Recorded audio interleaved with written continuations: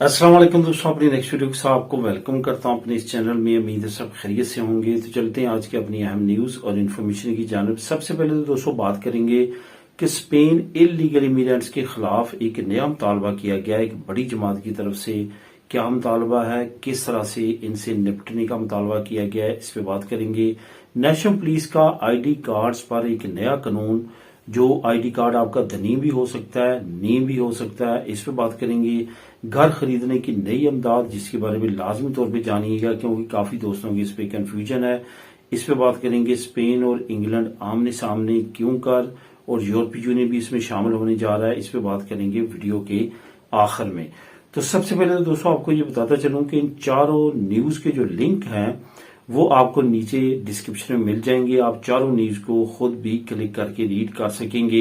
इसके साथ साथ जो आपको, जैसे आप लिंक को क्लिक करेंगे डिस्क्रिप्शन को, तो जो पहला लिंक आपको मिलेगा वो यूके न्यूज से रिलेटेड जो चैनल है उसका है। वहां पे जाके आप उसको सब्सक्राइब करके वहां पे यूके से रिलेटेड न्यूज के बारे में जान सकते हैं।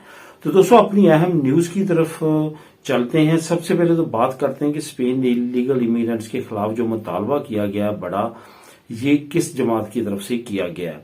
असल में आपको पता है कि इस वक्त यूरोपीय यूनियन में अगर आप टोटल कैलकुलेशन देखें तो सबसे ज्यादा अगर मुतासर मुल्क है इलीगल इमिग्रेंट्स का, तो वो टॉप पे इस वक्त जो है वो मौजूदा सूरत हाल में वो स्पेन मिलेगा। इटली से भी ज्यादा लोग जो हैं इस वक्त कश्तियों के जरिए स्पेन आ रहे हैं। उसकी बड़ी वजह यह है कि एक तो हाइप क्रिएट हुई है इमिग्रेशन की, दूसरा नए कवानीन ये जो लॉन्च करने जा रहे हैं इमिग्रेंट्स के, नए प्रोग्राम जो लॉन्च किए हैं इन्होंने, जैसे अराइगो के बेशुमार प्रोग्राम लॉन्च किए हैं। तो इलीगल इमिग्रेंट्स अपने आप को महफूज समझता है कि यहाँ पे एक खास टाइम पीरियड है जिसके बाद मैं यहाँ पे लीगल हो जाऊंगा। इस वजह से बहुत ज्यादा इस तरफ ट्रेंड बढ़ता जा रहा है, जिस पे ना सिर्फ हुकूमत बल्कि अब अपोजिशन जमातें भी काफी ज्यादा परेशान है, हुकूमती अदारे काफी ज्यादा परेशान है। कनारिया सूबा की जो हुकूमत है वो सबसे ज्यादा अगर परेशान है तो वो इलीगल इमिग्रेंट्स की आमद की वजह से है। उनका ये कहना है कि इनको हम कहां पे ठहराएं क्योंकि सेंटर्स कम पड़ते जा रहे हैं। इस तमाम सिचुएशन में इस वक्त जो है वो अपोजिशन भी काफी ज्यादा जोर दे रही है। आपको पता है वॉक्स पार्टी जो है वो ऑलरेडी इमिग्रेंट्स चाहे लीगल हों या इलीगल हो उनके अगेंस्ट है, और वो हमेशा ये चाहते हैं कि इलीगल या किसी तरह के इमिग्रेंट्स को स्पेन में रहने की इजाजत ना दी जाए या महदूद हद तक ही जो है वो इजाजत दी जाए। इस तमाम सिचुएशन में एक नई डिमांड सामने आई है। पेपे हुकूमत, जो कि पहले इनकी रखोई हुकूमत रही है तकरीबन 10 साल तक, उसके बाद ये अपोजिशन में रहे पिछली टर्म में, अब दोबारा से पेसोई की हुकूमत बनी और अब फिर ये अपोजिशन में है, और अपोजिशन की स्ट्रॉन्ग तरीन जमात है। इनकी टोटल जो सीटें हैं वो तमाम छोटी छोटी जमातों की मिलकर जो पेसोई ने हुकूमत बनाई है उनके लगभग करीब तरीन है। यानी कि इस वक्त जो मखलूत हुकूमत है उसके अगेंस्ट बहुत पावरफुल इस वक्त अपोजिशन है। तो उनकी ये डिमांड है कि हुकूमत फौरी तौर पे नेवी को और आर्मी को तैयार करे और जो इलीगल इमिग्रेंट्स स्पेन में इंटर हो रहे हैं उनके खिलाफ क्रैक डाउन करे, उनको रोके और स्पेन के अंदर उनको आने से मना किया जाए। इस पे आपको मालूम है कि पहले भी कुछ ममालिक की तरफ से इस तरह की पेशकशें अपनी अपोजिशन की और हुकूमत की तरफ से आती रही हैं, जिसमें खास तौर पर इटली है, यूके है और ग्रीस है। ये वो ममालिक है जिन्होंने इस तरह की पहले भी कोशिश की हैं और कोशिश करते रहते हैं। तो अब ये स्पेन में भी शुरू होने जा रहा है, जो कि पहले कभी नहीं था। अब स्पेन की अपोजिशन जमात ने ये डिमांड की है कि नेवी को और आर्मी को अलर्ट किया जाए इलीगल इमिग्रेंट्स के अगेंस्ट, और इलीगल इमिग्रेंट्स को मुल्क के अंदर आने से रोका जाए।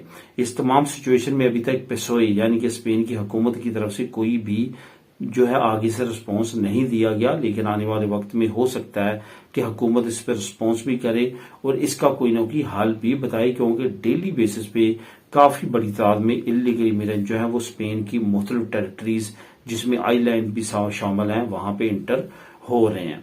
अब दोस्तों बात करते हैं नेशनल पुलिस की कुछ नई अपडेट के बारे में। नेशनल पुलिस ने नई अपडेट दी है, इसका लिंक भी आपको लिंक नंबर 2 नीचे मिल जाएगा, आप खुद भी इसको क्लिक करके रीड कर सकेंगे। असल में नेशनल पुलिस ने नई खबर जो जारी की है वो आईडी कार्ड्स की है, जिसमें आपकी दनी भी शामिल है, आपकी नी भी शामिल है, किसी भी मुद्दत की हो, ख्वाह वो टेम्पोरल हो, लार्गा हो, परमानेंट हो, तरखेता कम्युनितारिया हो, आपकी दनी नॉर्मल हो जो आपने नेशनलिटी पे ली है, इस तरह की कोई भी डॉक्यूमेंट हो जिसमें आपका पासपोर्ट भी हो सकता है, जो कि आपकी एक तरह की आईडी है इंटरनेशनल लेवल पे, इसके बारे में उन्होंने खबर दी है। इसके बारे में खबर ये दी है कि 1 साल में 1 मरतबा, 2 मरतबा, 3 मरतबा तक बर्दाश्त किया जाएगा कि आप अपनी आईडी को गुम करें, रिलीज करवाएं, गुम करें, रिलीज करवाएं।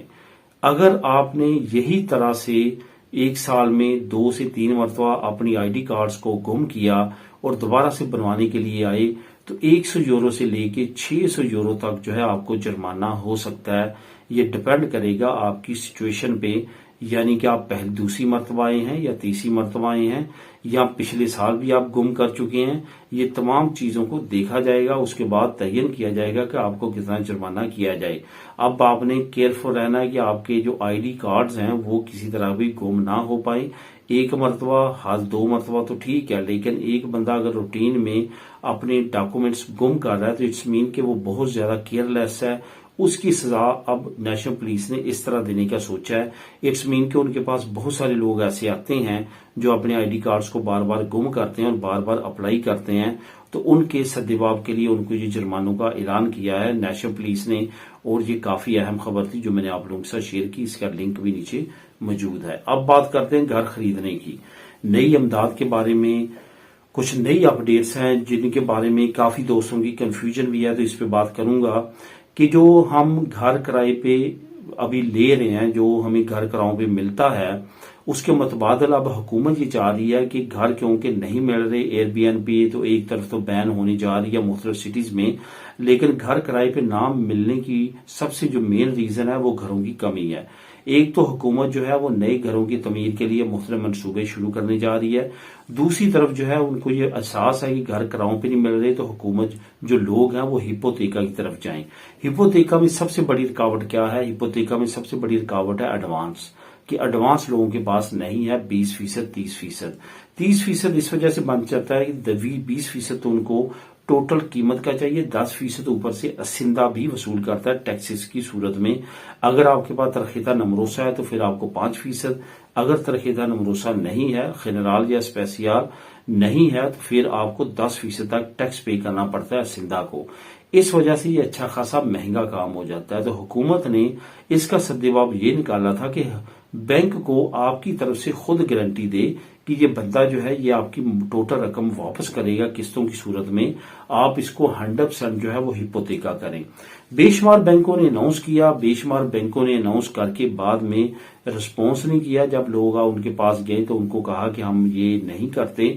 तो इस तरह की सिचुएशन में काफी ज्यादा लोग जो है वो परेशान भी हुए। अब नई अपडेट आई है, हुकूमत ने 2-3 चीजें कही हैं, अगर आप पूरा उतरते हैं तो आप मुतलका अपनी बैंक से जाके इन्फॉर्मेशन ले सकते हैं। एक तो आपकी 35 साल से उम्र ज्यादा नहीं होनी चाहिए, आपका पहला घर होना चाहिए, आपके नाम कोई भी पहले घर नहीं होना चाहिए, कोई भी घर आपने लिया हो उसको किराए पे दिया हो नहीं होना चाहिए, या आप 35 साल से ज्यादा भी हैं लेकिन आप पे आपकी जो फैमिली है वो डिपेंड करती हो, कम से कम जो है 2 साल से आप उनकी कफालत कर रहे हो, आप स्पेन के अंदर रहते हो, स्पेन से बाहर किसी टेरिटरी के हो, बेशक यहाँ के नेशनल हो, आपकी नहीं चलेगी। पदरोना में तो यहाँ पे कंटिन्यू चलती हो। और यहाँ पे आप लीगली कम से कम अगर गैर मुल्की हैं तो 2 साल से लीगली रहते हो, आपकी फैमिली और आप दोनों का टाइम काउंट होगा। ये नहीं कि आप 2 साल रह रहे हैं, आपकी फैमिली को भी 6 महीने हुए हैं तो आप ये अप्लाई नहीं कर सकेंगे, उनको भी 2 साल टोटल चाहिए होंगे अगर आप फैमिली के साथ यहाँ पे रहते हैं। ये तमाम सिचुएशन सेम लाइक उसी तरह है जिस तरह आप इंग्रेसो मिनिमम विताल करते हैं, इसी तरह से ये भी एक खास तौर पे लिमिट्स हैं जो आपने लाजमी तौर पर फिल करनी है अगर आप फ्री ऑफ कास्ट घर लेना चाहते हैं। तो इसकी मजीद डिटेल नीचे आपको लिंक में मिल जाएगी। अब दोस्तों बात करते हैं स्पेन और इंग्लैंड आमने सामने, और यूरोपीय यूनियन भी इसमें बीच में आ पड़ी है। असल में ये मामला है जिब्राल्टर का।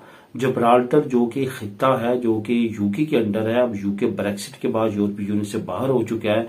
तो इस वक्त यूरोपीय यूनियन में जो एक्स प्रेसिडेंट है उनका कहना है कि स्पेन के पास बहुत बेहतरीन मौका है कि वो जिब्राल्टर को वापस अपने कब्जे में ले ले, यानी कि एज अ स्पेन टेरिटरी उस पर अपनी हुकूमत बनाए।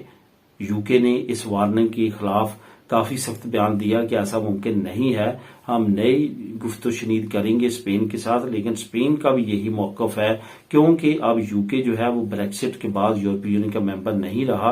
तो ब्रेक्सिट क्योंकि यूरोपीय यूनियन के सरजमीन पे वाक़या है, स्पेन यूरोपीय यूनियन के शेंजन और यूरोपीय यूनियन का मेंबर मुल्क है, इस वजह से जिब्राल्टर अब वापस स्पेन के पास आ जाना चाहिए। अब इस पे इंग्लैंड और स्पेन आमने सामने है, देखते हैं इस पे क्या अपडेट्स आती हैं। फिलहाल आने वाले वक्त में मजीद वाज़ेह हो जाएगा। इसका लिंक भी आप नीचे डिस्क्रिप्शन में क्लिक करके रीड कर सकते हैं। मिलेंगे नेक्स्ट वीडियो में नई अपडेट्स के साथ। अल्लाह हाफिज।